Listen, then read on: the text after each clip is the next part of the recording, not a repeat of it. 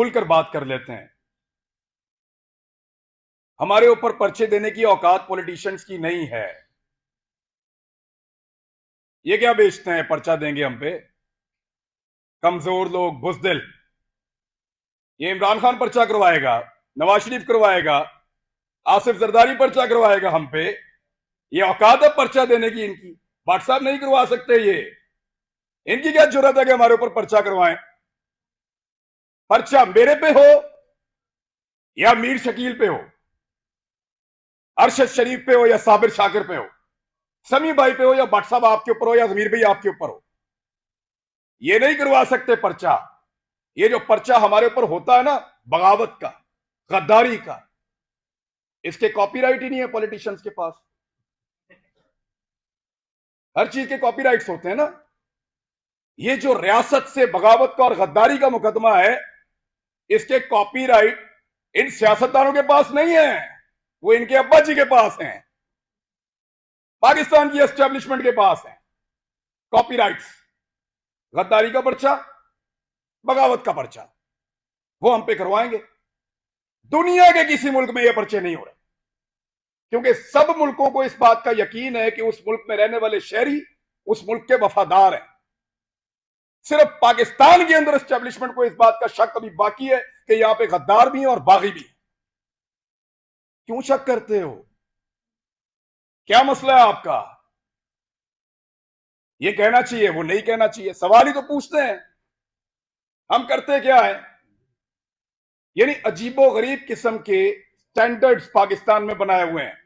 मैं कुछ चीजें आपके सामने रख देता हूं।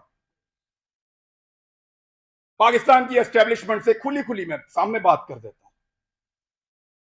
आप गैरों की जंग में हमें धकेल दें तो आप मुहिब्बे वतन हैं, और हम आपसे ये पूछें कि इतने सारे बंदे क्यों मारे जा रहे हैं, तो हम गद्दार भी हैं और बागी भी हैं।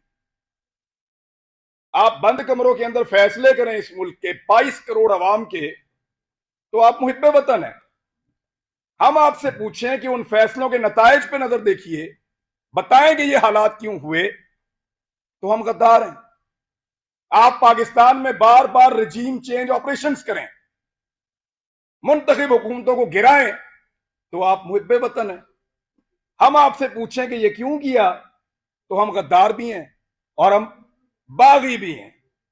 आप वजीर आजमों के इंटरव्यूज करें और फैसला करें कि इसको बनाना है और इसको नहीं बनाना, तो आप मुहिब्बे वतन हैं।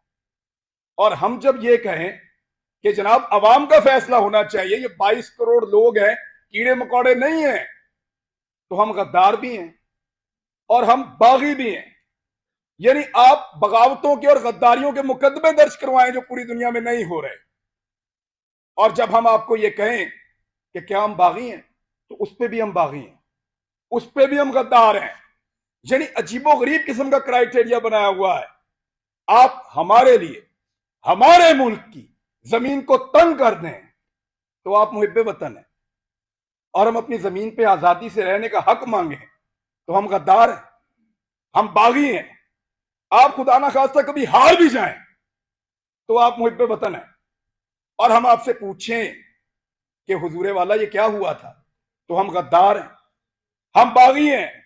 आप किसी एक तजर्बे में नाकाम हो जाएं, तो आप मुहिब्बे वतन हैं, और हम सिर्फ नाकामी की निशानदेही कर दें, तो हम गद्दार हैं, हम बागी हैं। हम हंसे तो गद्दार हैं, रोएं तो गद्दार हैं, बोले तो गद्दार हैं, चुप रहें तो गद्दार हैं, बात करें तो गद्दार हैं, ना करें तो गद्दार हैं, हम सवाल करें तो गद्दार हैं, जवाब मांगे तो गद्दार हैं, जवाब ना देने पर रिएक्ट करें फिर गद्दार हैं।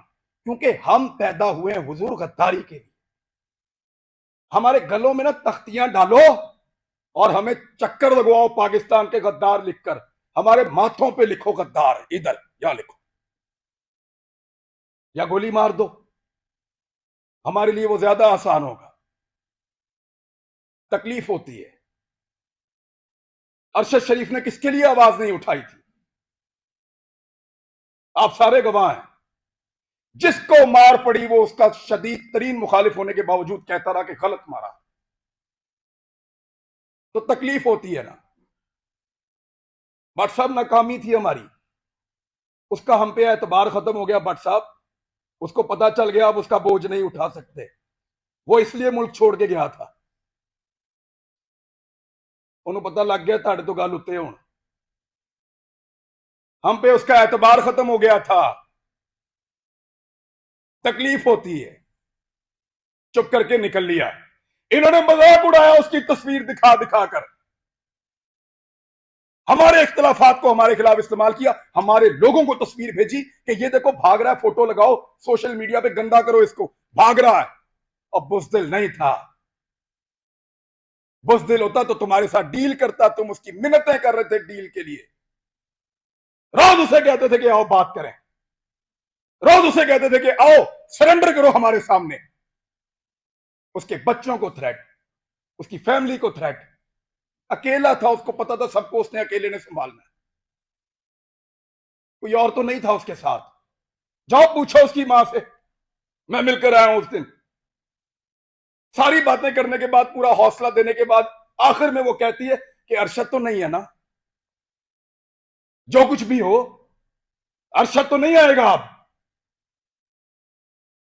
हम पे उसका एतबार खत्म हो गया था, इसी काबिल है हम पे भरोसा नहीं था उसका, इसलिए वो यहां से गया।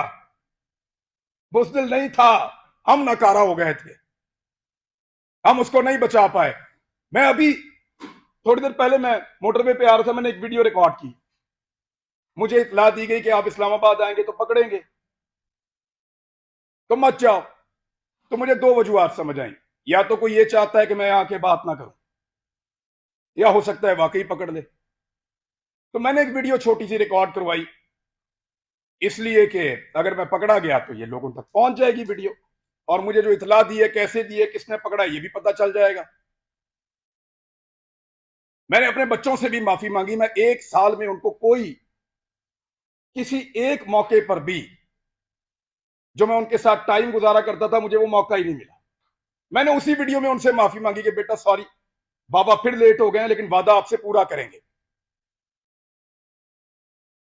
लेकिन आपको पता मेरे दिमाग में वाही चीज क्या चल रही थी, मेरा भी आप सबसे एतबार खत्म हो गया।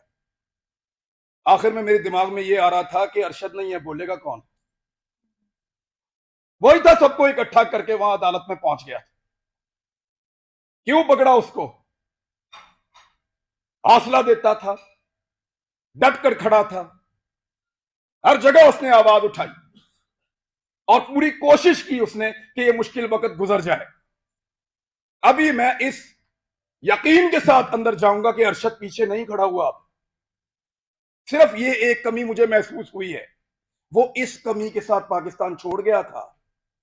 वो तकलीफ मैंने आज पहली मर्तबा महसूस किया कि जब वो ये मुल्क छोड़कर जा रहा था तो वो कितना बेबस था, और उसका हमने मजाक उड़ाया कि फलां फ्लाइट से निकल गया, इस तरह निकल गया, इस तरह भाग लिया। उसने मुझे फोन पे बताया, इमरान तुझे पता है मैं कैमरे में जानबूझकर मुस्कुरा रहा था, वो इसलिए कि मुझे पता था ये मेरा मजाक उड़ाएंगे।